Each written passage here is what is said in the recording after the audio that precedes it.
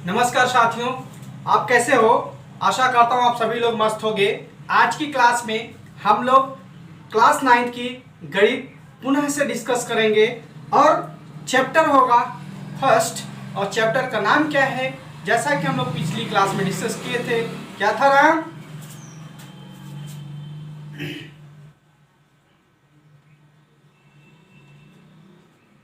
संख्या पद्धति। Means English में बात करें तो नंबर सिस्टम। ठीक है, तो नंबर सिस्टम में हम लोगों ने क्या देखा था? प्रश्नावली 1.1 हम लोगों ने पिछली क्लास में पढ़ा। आज की क्लास में इसके आगे पढ़ेंगे। आज की टॉपिक क्या है? अपरिमेय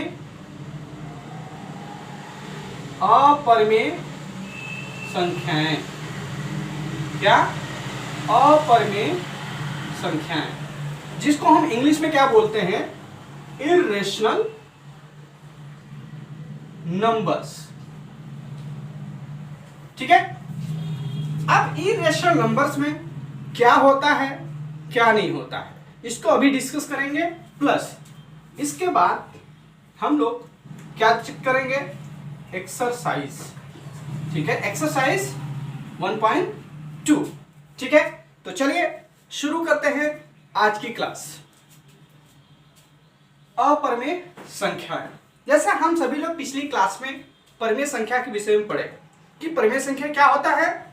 ऐसी संख्या जिसे हम p बटा q के फॉर्म में लिख सकते हैं और p और q क्या होंगे? एक प्राइम नंबर्स होंगे और वहां पे जो q होगा 0 के बराबर नहीं होगा। मगर यहां पर अपरिमेय संख्या में क्या होता है, चलिए देखा जाए। अपरिमेय संख्या वो संख्या होती है जिसे हम p बाई q के फॉर्म में नहीं लिख पाते हैं। ठीक है, तो क्या सभी जो वास्तविक संख्या हैं अपरिमेय हैं या कुछ संख्याएं अपरिमेय हैं? तो चलिए देखते हैं। ऐसी संख्या जिसे p बाई q के फॉर्म में नहीं लिख सकते उसे हम क्या बोलते हैं? अपरिमेय संख्या। जैसे एग्जाम्पल की बात करें तो क्या √2, √3, √5, √7 और √11 ऐसे बहुत सारी संख्याएं हैं जो अंडर मीन्स कड़ी के अंदर होती हैं। उनका एक परफेक्ट स्क्वायर मीन्स पूर्ण एक वर्ग नहीं होता है। बात समझ में आ रही है? तो जिनका पूर्ण वर्ग नहीं होता है उन्हीं संख्याओं को हम क्या बोलते हैं? अपरिमेय संख्या। जब वो पूर्ण वर्ग होंगी ही नहीं तो वास्तविक संख्या नहीं होंगी। जब वास्तविक संख्या नहीं होंगी तो हम उनको p बटा q के फॉर्म में नहीं लिख पाते हैं। बात समझ में आ रही है? ठीक है, तो हम इन परिमेय संख्याओं को संख्या रेखा पे कैसे कैसे दर्शाया जाता है हम एक एक करके डिस्कस करेंगे। ठीक है, जो कि आपके एक्सरसाइज 1.2 में भी आएगा। ठीक है, मतलब इसी के साथ हमारा एक्सरसाइज 1.2 भी डिस्कस हो जाएगा। ठीक, तो चलिए हम शुरू करते हैं अपरिमेय संख्याओं को संख्या रेखा पर दर्शाना। ठीक है, तो सर्वप्रथम हम सीखेंगे कड़ी में 2 को संख्या रेखा पर दर्शाना। ठीक है, कैसे दर्शाया जाता है इसके विषय में हम लोग देखेंगे। चलिए शुरू करते हैं। सबसे पहले हम सभी लोग क्या करेंगे? एक संख्या रेखा खींचेंगे और उसके मध्य एक बिंदु होता है, केंद्र होता है, जिसको हम 0 से दिखाते हैं। और जब हम कड़ी 2 को हम दर्शाने चलेंगे तो क्या करेंगे? इसको दर्शाने से पहले हमें p और h की जरूरत पड़ेगी और b की भी जरूरत पड़ेगी। इनका मतलब p मतलब लंब और h मतलब कर्ण और b मतलब आधार। बात समझ में आ रही है? तो हम पी एच बी √2 कड़ी में 2 से कैसे निकालेंगे, चलिए देखें, तभी हम इस संख्या रेखा पे कोई भी काम कर पाएंगे। तो कड़ी में हमारे क्या होगा, p का स्क्वायर प्लस b का स्क्वायर, ठीक है। तो p की जगह क्या होगा, 1 स्क्वायर प्लस 1 स्क्वायर, तो क्या मिलेगा 1 प्लस 1। तो p की जगह क्या हो जाएगा हमारे 1 और b की जगह क्या हो जाएगा 1 और h की जगह क्या होगा कड़ी में 2। बात क्लियर हो गई, हमको p b h मिल गया। तो चलिए अब आगे बढ़ते हैं। अब हमें इससे, ये नीचे आधार होता है, ठीक, तो आधार होता है, आधार पे हम क्या करें, एक इकाई बढ़ जाते हैं, तो ये हमारा क्या हो गया 1 इकाई, ठीक है।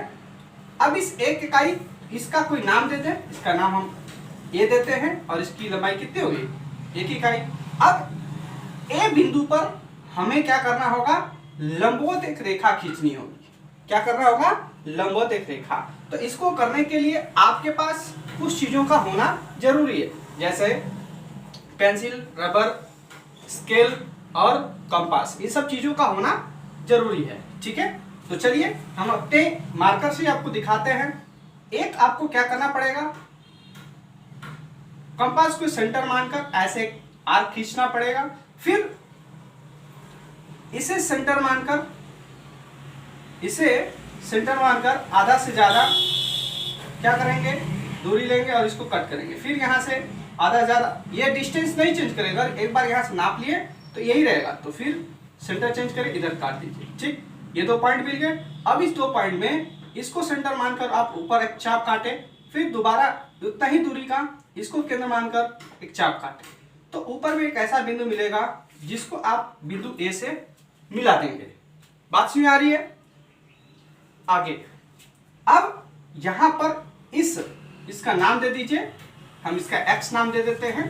तो ax पर हमें क्या करना होगा, लंब, 1 इकाई का लंब खींचेंगे। तो 1 इकाई इतना ही होता है, तो हम इसको नाप लेंगे, लगभग इतना हुआ, ठीक। तो अब इसका भी नाम दे दें, तो इसका नाम हम दे देते हैं b। बात समझ आ रही है। अब b और o को हम क्या करते हैं, यहां से मिलाते हैं, ठीक। तो ये हो गया हमारा क्या, कर्ण, ठीक है, h, ठीक। यही हमारा क्या हुआ, कड़ी में 2। बात समझ आ रही है। अब हम अपने कंपास मतलब लंगड़ा प्रकार में ऐसे मेजर करेंगे, नुकीला पोर्शन यहाँ रखेंगे और पेंसिल वाला पोर्शन यहाँ, ऐसे मेजर करके यूं हम क्या करेंगे, चाप काटेंगे। तो चाप जब काटेंगे तो यहाँ लगभग आता है, ठीक है। ऐसे पहले इसकी दूरी नापेंगे, फिर इसको लंगड़ा प्रकार को नीचे कर लेंगे इस लाइन पे, ठीक है। बात समझ आ रही है। तो जो यहाँ कट करेगा यही हमारा क्या हो जाएगा, √2 कड़ी में 2। हम ऐसे ही कड़ी में 2 को दर्शाते हैं। बात समझ आ रही है। अब बात आती है आगे की। आगे क्या मतलब, दूसरी बात, कड़ी में 3 को दर्शाने की, ठीक है। तो कड़ी में 3 को दर्शाने की बात क्या है, उसको कैसे दर्शाएंगे। तो कड़ी में 3 को भी दर्शाने के लिए हमें कड़ी में 2 ही आधार होता है, लेना पड़ता है, ठीक है। तो चलिए इससे भी हम देखते हैं कि कैसे हम P और B निकालते हैं, ठीक। यस तो यही है।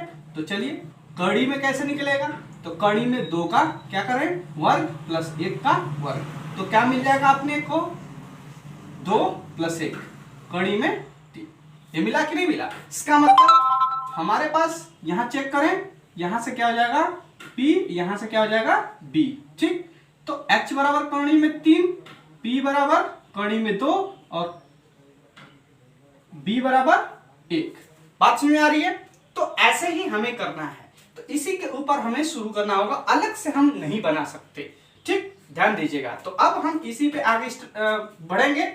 तो कड़ी में 2 आधार हो गया, सॉरी यहाँ पे ये आधार होगा, ये P मतलब लंब होगा। बात समझ आ रही है। तो अब हम B को आधार मानकर क्या करेंगे, एक चाप काटेंगे, ठीक है। कैसा, ध्यान दीजिएगा, जैसे यहाँ पे एक लंबवत रेखा खींचे थे, ऐसे यहाँ पर भी एक आपको लंबवत रेखा खींचनी है। तो यहाँ पे क्या करना है, इसको ऐसे सेंटर मान के ऐसे क्या करेंगे, आप चाप काटेंगे। इधर से मैंने क्या किया, चाप काटा। ठीक, अब 60-60 डिग्री का ऐसे ऐसे नाप के 60-60 डिग्री का क्या करेंगे, चाप काटेंगे। फिर 60 और 60 यहाँ से पहला 60 और दूसरे 60 को सेंटर मान के एक चाप इधर और दूसरे से इधर। ठीक, मतलब इसको ऐसे काटेंगे, यहाँ सेंटर मान के इसे काटेंगे, फिर इसको सेंटर मान के इधर। ठीक, ऐसे। ठीक, तो जब ये कट करेगा तो ये बिंदु से जब मिलाएंगे तो ये क्या होगा, इसके ऊपर लंबवत होगा। ठीक, जब इसके ऊपर लंबवत होगा तो आप क्या करेंगे, इस रेखा का नाम दे दीजिए y। ठीक, तो बी वाई पे हम कितना लेंगे लंब, 1 इकाई। तो नाप लेंगे 1 इकाई इतना है तो लगभग इतना आएगा। ठीक, तो ये क्या हो गया हमारा, इसको कोई नाम दे दें c। ठीक, तो अब c को हम क्या करेंगे, o से मिला देंगे। ठीक, तो ये क्या हो जाएगा अपना कड़ी में 3। अब इसकी लंबाई से नापेंगे और फिर ऐसे चाप काट देंगे, रेखा पे आ जाएगा। तो ऐसे जब काटेंगे तो कुछ ऐसा ही आएगा। तो ये बिंदु हमारी होगी कड़ी में 3। तो ऐसे ही हम प्रोसेस करेंगे। बात समझ में आ रही है? ऐसा ही कुछ आपके एक्सरसाइज में भी होगा। तो अब तीसरी बात आती है कड़ी में 5 के लिए क्या करेंगे। ठीक है, मैं आपको डिस्कस कर देता हूं, आप इसी के आगे बढ़ा लीजिएगा। ठीक है, तो कड़ी में 5 को कैसे करते हैं, कड़ी में 5 को 2 का स्क्वायर धन 1 का स्क्वायर। तो यहां पर क्या मिल जाता है, 4 + 1 बराबर कड़ी में 5। ये आ गया। इसका मतलब ये क्या हो जाएगा अपना, आप बेस मान सकते हैं, बेस बराबर 2 और इसको p बराबर 1 मान सकते हैं। ठीक है, तो इस प्रकार से आप क्या करेंगे, किसी भी कड़ी में 2, 3, 5 को आप संख्या रेखा पे दर्शा सकते हैं। बात समझ में आ रही है? अगर आपको हमारा वीडियो आज की क्लास में अच्छा लगता है तो लाइक करिएगा और सब्सक्राइब करना नहीं भूलिएगा, क्योंकि हमारे चैनल की कोई भी अपडेट होगी आप तक नहीं पहुंच पाएगी। इसलिए आप चैनल को सब्सक्राइब करने के साथ साथ बेल वाली घंटी जरूर बजाइएगा ताकि अपडेट सबसे पहले आपको प्राप्त हो। ठीक है, फिर मिलते हैं अगली क्लास में।